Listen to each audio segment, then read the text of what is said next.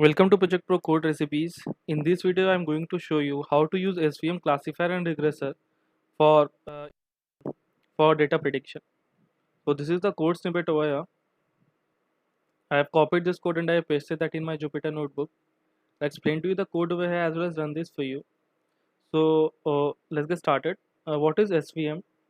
SVM stands for Support Vector Machining. Now let's try to understand this in context of classification type of problem. But I'm going to implement both SVM classifier and regressor.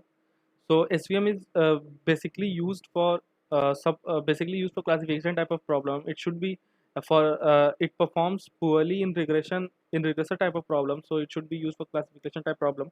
Although SVM provides us with both support vector classification as well as support vector regressor models. So SVM basically tries to fit a hyperplane in your data set in order to create a separating boundary.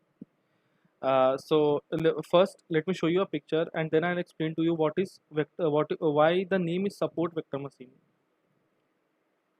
So this red line over here is the hyperplane that my SVM model has fit in order to separate class 1 and class 2. Now, after this, the this boundary is more than enough to separate both class 1 and class 2. Now, but you can see there is a word is written over a gap. That is, my SVM also tries to create or is tries to maximize this gap in order to make the boundary as thick as possible, so that in the case of data sets where the data may not lie very close to class 2 but can lie over somewhere over here, my SVM can easily can easily classify between these two classes. So basically, this is my main support. This is my main hyperplane, and these are my supports. That's why it is known as support vector machining. So basically, these are two supports on which my SVM uses in order to create a perfect boundary classes. Now, so how to select the best hyperplane? So the best hyperplane is basically defined by the extent to which maximum margin is left on both sides. So basically, this is the consider this is the positive side and this is the negative side. It tries to maximize the sum of this margin. Now, so over here I am using a linear hyper plane, but hyperplane can vary as per the distribution of the data set. Now, suppose my class 2 is in a circle, and my class 1 is uh, is basically encircling this class 2 and in a form of concentric circle. Now over here I cannot use a linear boundary, because linear boundary cannot separate class 1 and class 2. At that point of time, I would rather go for I want a circular boundary, so that all the points inside the circle can be easily classified as class 2, and all the points outside that circle can be easily classified as class 1. In that cases, I need to change my decision boundary. So in order to change that decision boundary, there is a term basically known as kernel.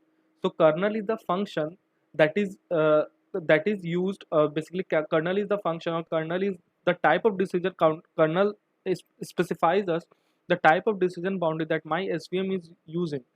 So in that problem where I just told you that the classes are distributed in concentric circles, I would rather go for a circular kernel, or basically that is known as radial kernel, RBF, radial basis kernel.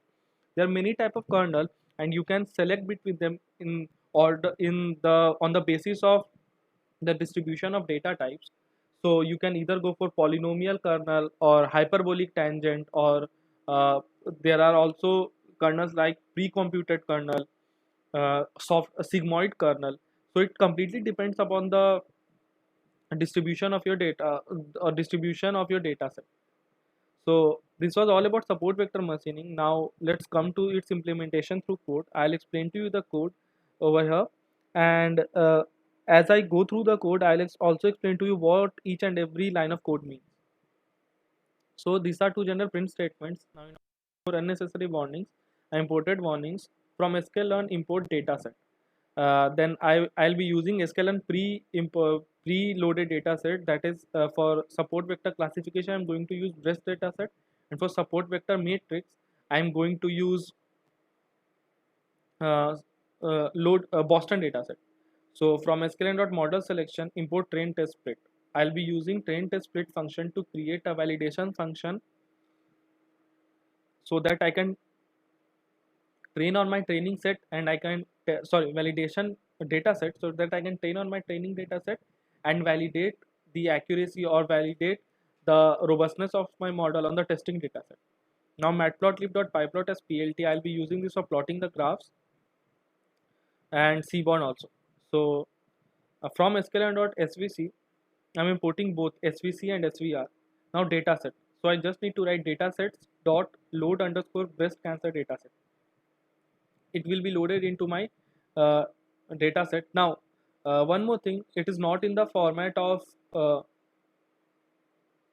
pandas data frame. Over here, my dataset is in the format of matrix. Remember that. Now I'm separating my data, my feature data, and my target data.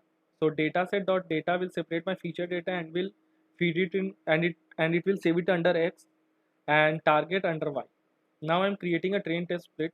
So X, Y, test size. I'm using 25% for testing and 75% for training.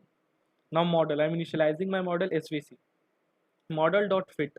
So X underscore train and Y underscore train. This is going to fit my model. So basically this step helps my model to learn from the training data set.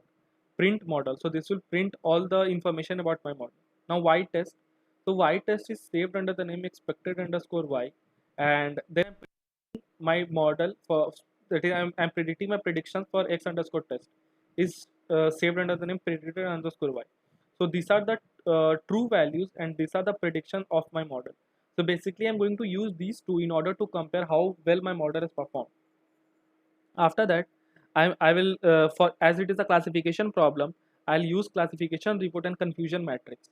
So classification report expected underscore y and predicted underscore y. It will calculate all the F1 score, precision, recall for my model. Now matrices dot confusion underscore matrix expected underscore y and predicted underscore y. This will create a confusion matrix. Now I'm going to do the similar thing for support vector regression. And now all these steps are going to be the same. The only difference between model is equal to SVR and expected underscore y is equal to y underscore test. Sorry, and my matrices. So matrices dot R2 score. So I'll give you a brief introduction of R2. So R2 basically measures the variance that your model is able to capture as compared to the total variance present in your data set. It lies between -1 to 1. The best fit is 1, that is the best variance that you get should be 1, that is if your R2 score comes to be 1, this means your model is able to capture all the patterns from the data set and your model will perform very well. Now mean squared error, I'm using mean squared error too. Now figure size is 10, and I'm creating a regression plot for my SVM, for my SVR.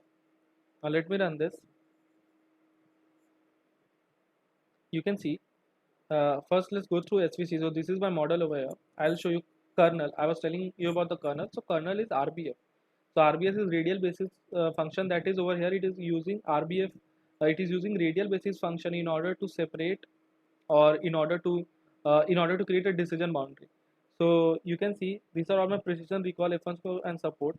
Now precision recall F1 score. So many times I have heard people saying that all of them are important, but it is not the case. It depends upon the type of data sets or on the type of result you are working. Now in case of medical scenarios where you are testing for suppose you are testing for a disease. So a person who is having a disease should not go undetected. That is, you want your machine learning model to be best at you should be best at predicting that whether a person is having disease or not. Now if the person is not having disease but still your model says that he is having a disease, that is not a big problem. But if a person is having a disease and your model classifies that he is not having the disease, then that's a big problem. So in that case, you want precision. You want your model to be as precise as possible. So that is one case where you will rather go for you will go for precision rather than accuracy. Now over here you can see the confusion matrix. So for class 0 all the predictions are wrong, and for class 1 all the predictions are correct. This means your model is only able to classify something as class 1. It cannot classify something as class 0. So the one more so there are many hyperparameter tuning that I can do. Over here I'm going to show you the difference between the kernel, as I explained to you kernel earlier. So I'm going to show you the difference when I change the kernel. Now let's go for SVR. So you can see SVR. So R2 comes out to be 0.04. This means your model is able to capture very low variance from the data set. And you can see the 70 is my mean score. Over here, these are my predictions of my model, and this is my line that this is a linear line that I've tried to fit. So you can see how poorly it is performing as compared to the data set. It is not able to it is not able to pass through most of the data points and is not able to predict accurately. So let me change the kernel over here.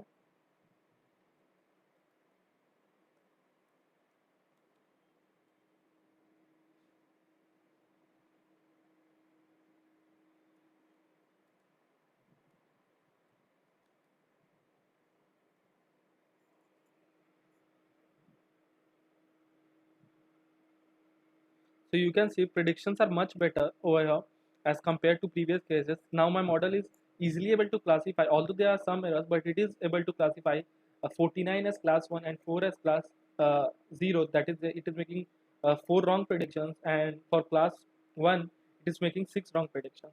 Now you can see over here, my R2 score has increased tremendously to 61%, and my mean has decreased from 70 to 26. So you can see how changing the kernel drastically changes the result.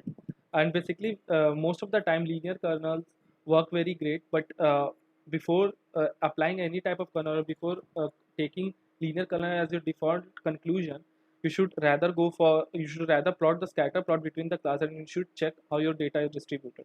You can see the line is much more better fit than what we saw in the previous case. So this was all about codes in this video. For more code recipes like this, you can visit our YouTube. You can visit our website and our YouTube channel.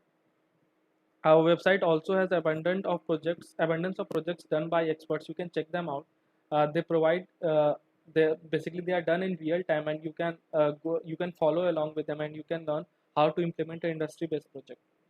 If you like the video, please hit the like and subscribe button. And the URL for the code of this video is available in the description below. Thank you.